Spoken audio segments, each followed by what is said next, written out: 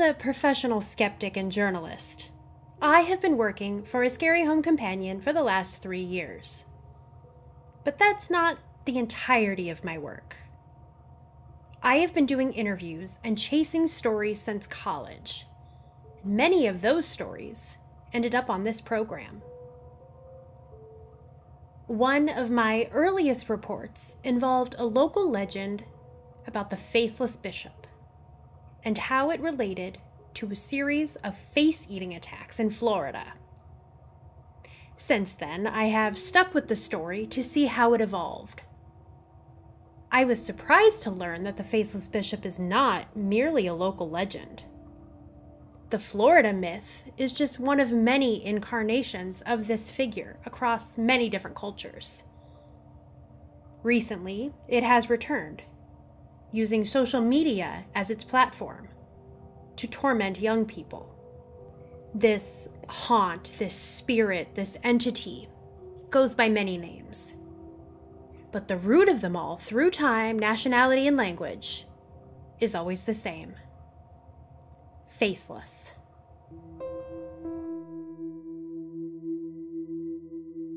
Drinking whiskey in the kitchen and telling scary stories around the fire. Music, monsters, and mayhem.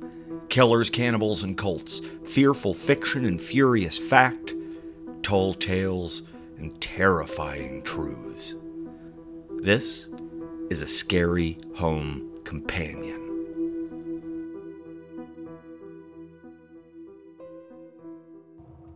Before we explore this new iteration of the faceless myth, the one that uses social media as a weapon, we need to discover its origins. The first mention of faceless is written in Latin. A Roman noble writes a plea for help from the church, as his sister has gone insane. He claims her face was stolen by a demon called Infernus.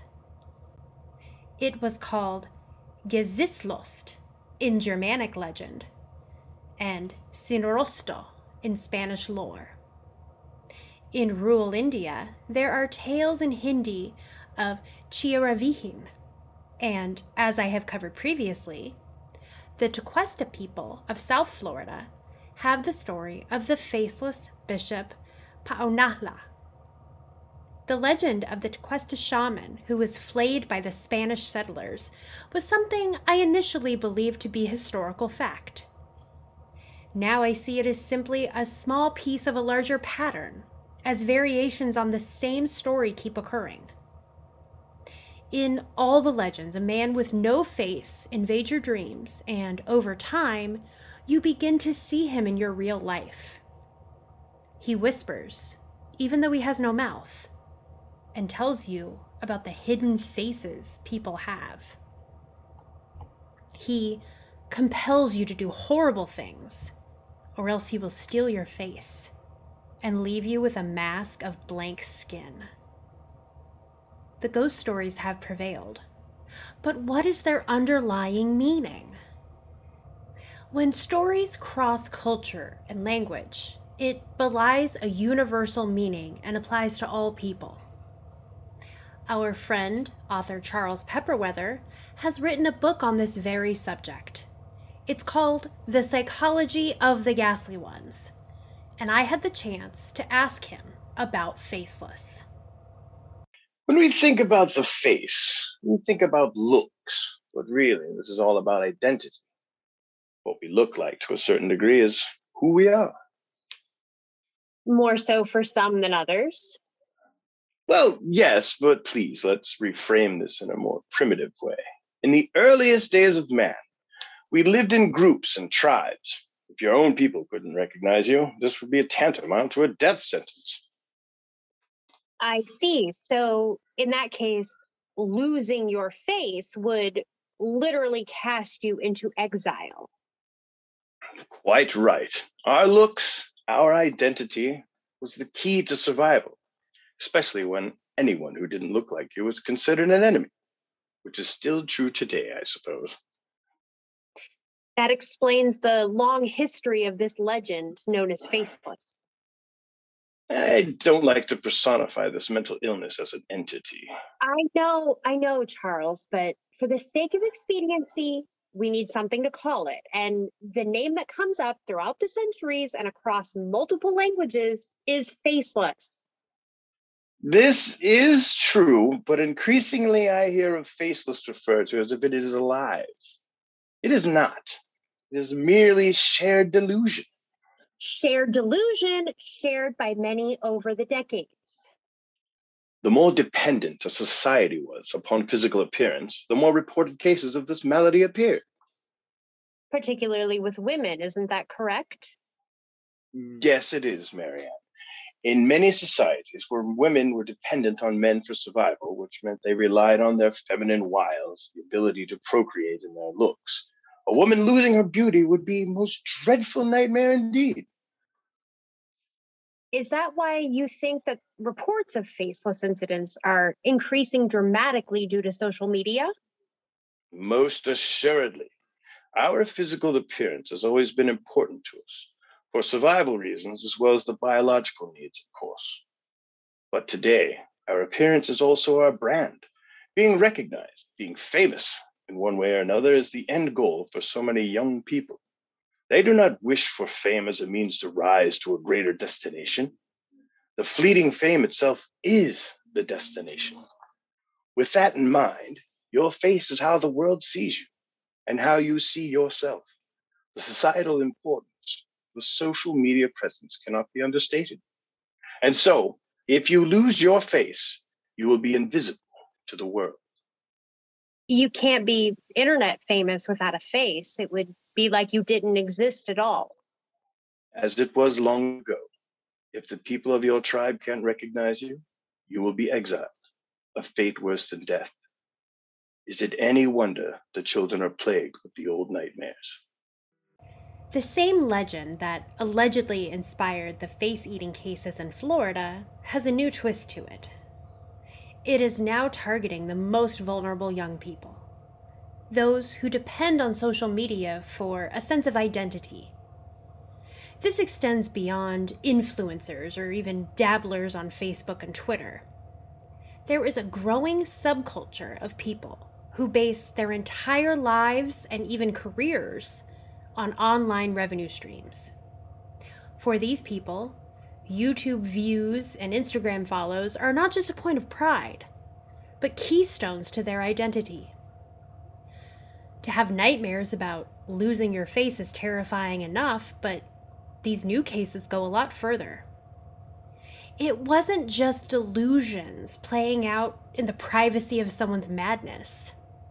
It's public drama unfolding in full view of thousands of virtual witnesses.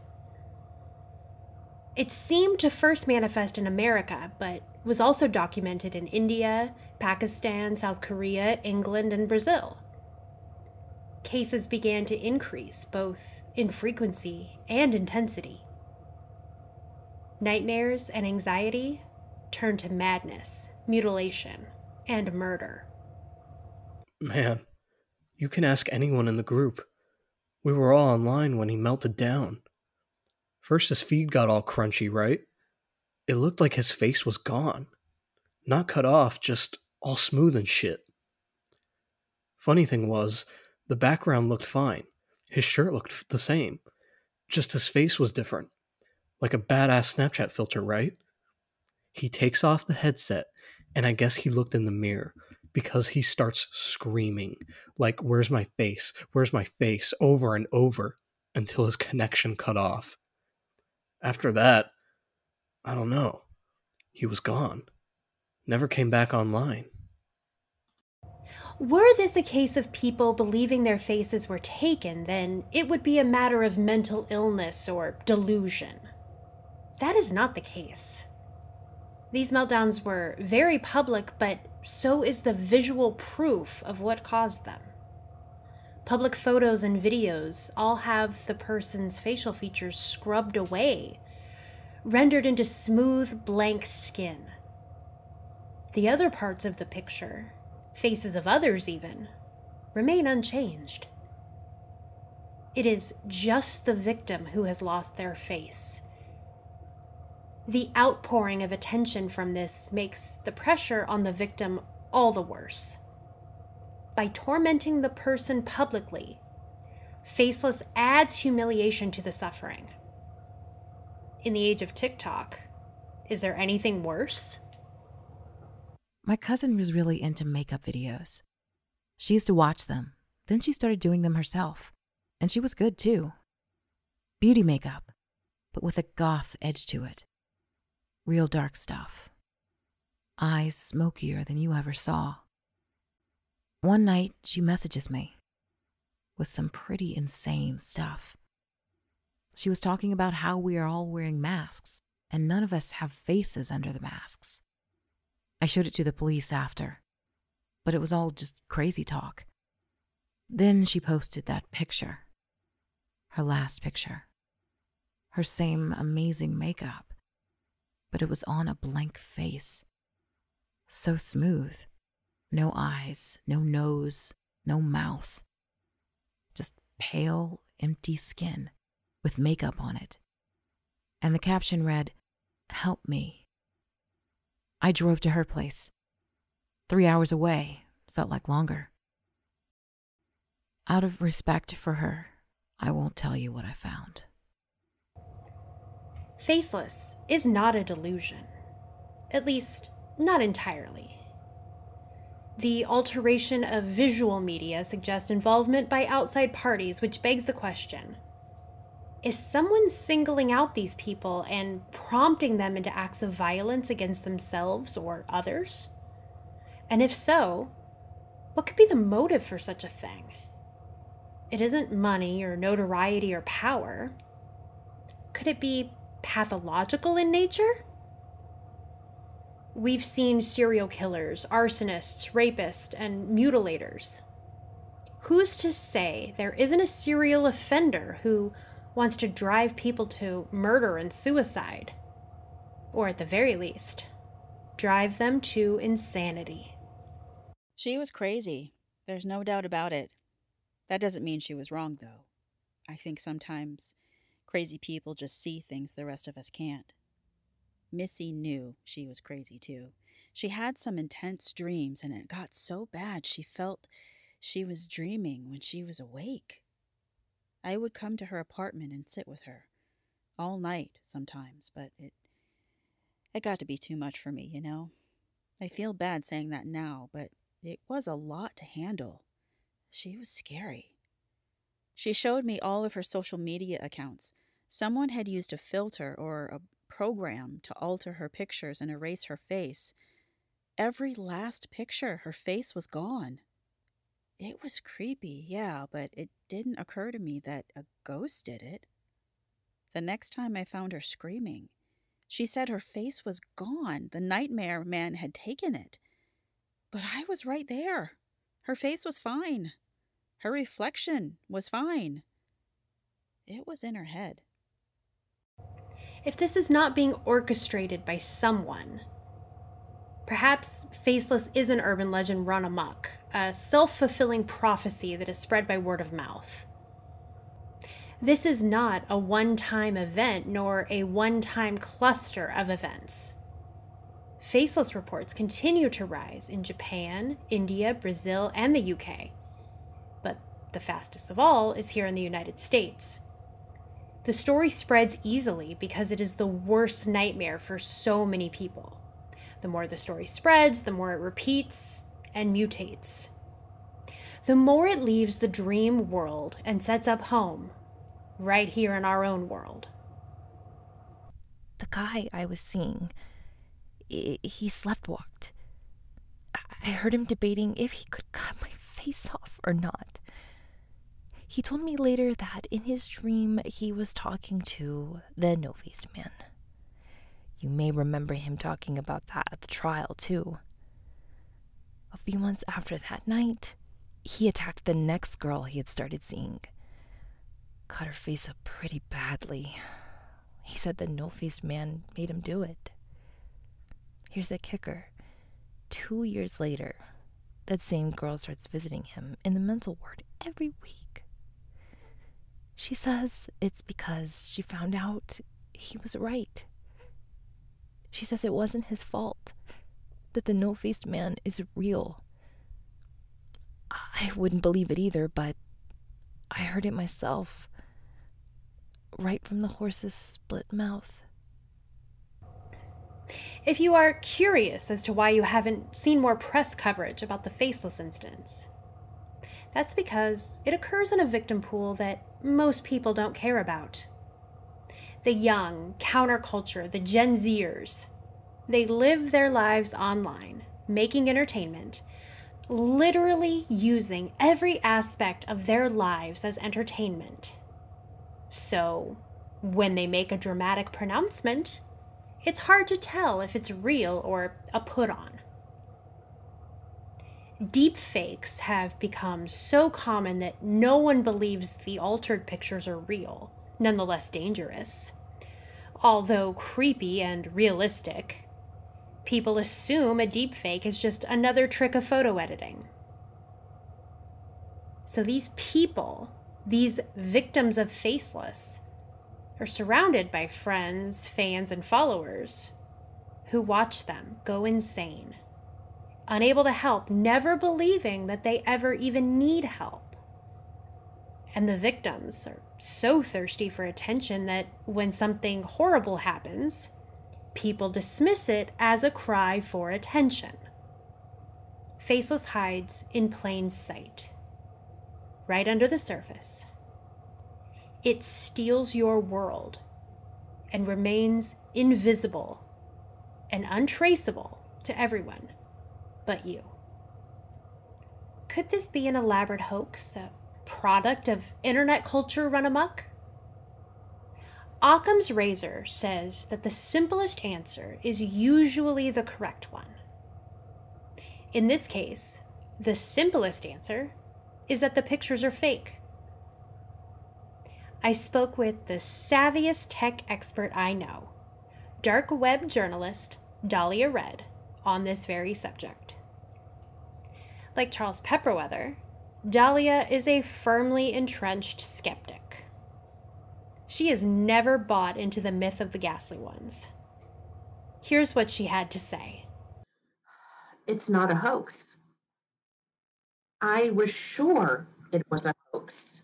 I wanted it to be a hoax, but it isn't. You devoted an episode of your show to Faceless. Oh, I did. Months ago. You've heard it. You know what I found. So explain why you're so convinced that it can't be a deep fake. It's a problem of time. I mean, do you have any idea how long it would take to alter so many pictures? That's not even including the videos. One person couldn't do it.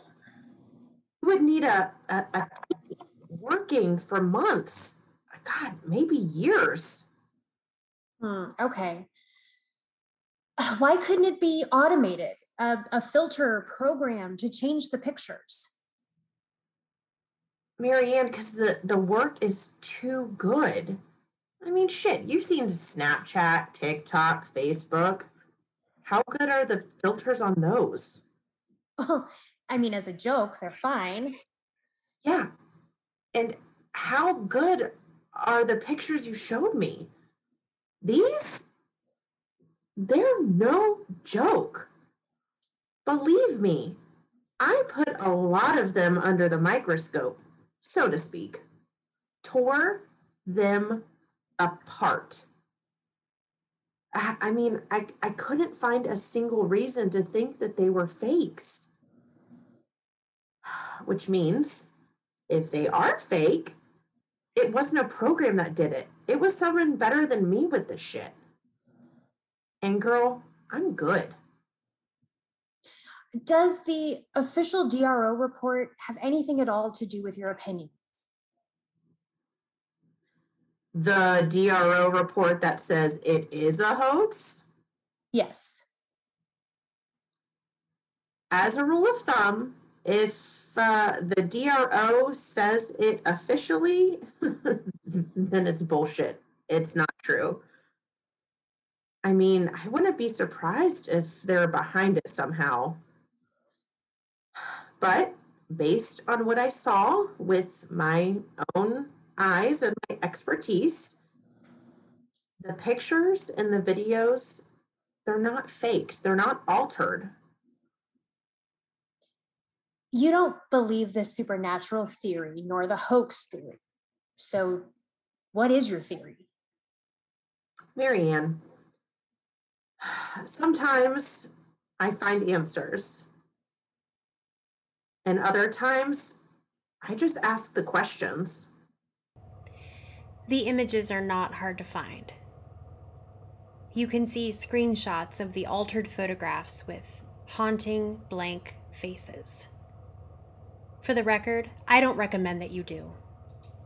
There is an eerie quality to them. If they are fakes, let's face it, they probably are. They are masterworks of the macabre.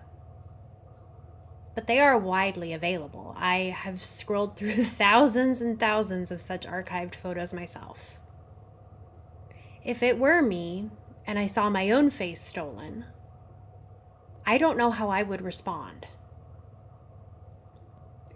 As you know, our friend Dr. Andre Argento went missing over a year ago. I would have loved to have him here to discuss this, but in his absence, allow me to read an excerpt from one of his published papers where he talks about Faceless as a demon of no particular purpose. Like all of the ghastly ones, Faceless is an archetype. The figure persists because it is so easy to ascribe existing phenomena, dreams, and feelings to it. The ghastly ones are adaptable, consisting of a few simple details, familiar in so many ways that they continue to exist in our minds throughout generations. The stories, the legends, are the weapons of the ghastly ones. And stories need rules. But these nightmare people are not bound by such things. They are chaos incarnate. Faceless is not faceless. It seems to be built from pieces of the lore of the skin weaver, the mirror man, the woman with the split mouth, and the surgeon. Just like the people it haunts, it is searching for an identity. It is desperate and seeks out the desperate. It finds those emotionally unstable people who depend entirely on their looks, and he takes it from them.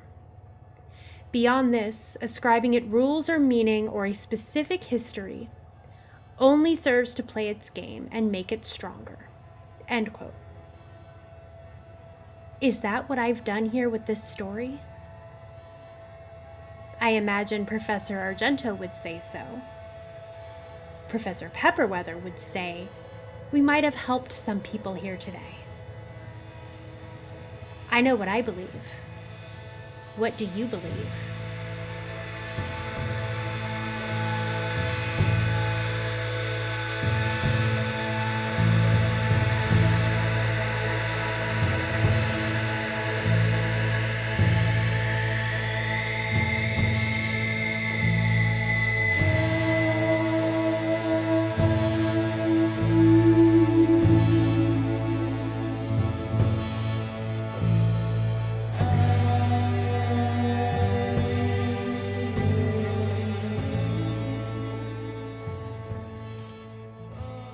Thank you for listening to another episode of A Scary Home Companion. Find the show on social media, Twitter, Facebook, Instagram, or contact us directly at ascaryhomecompanion@gmail.com. For more of my research and reporting, you can listen to Ghosts of the Devil's Triangle, The Nightmare People, The Ravenous One, and Chasing Ghosts. A bonus investigation called The Psychology of the Ghastly Ones is available exclusively on Patreon. This show was expertly produced and edited by Jeff Davidson, with guest voices by Buck Rogers and Ashley Webster. And from Pathios Productions, Hurd, Elaine Weatherby, Lycan, and Diane Casanova. Music was provided by Jahzzar with Faceless, Silver Pines with I Believe in Magic Dreams, and Chelsea Oxendine with the theme music. Links to all of these amazingly talented people are in the show notes. Thanks for listening.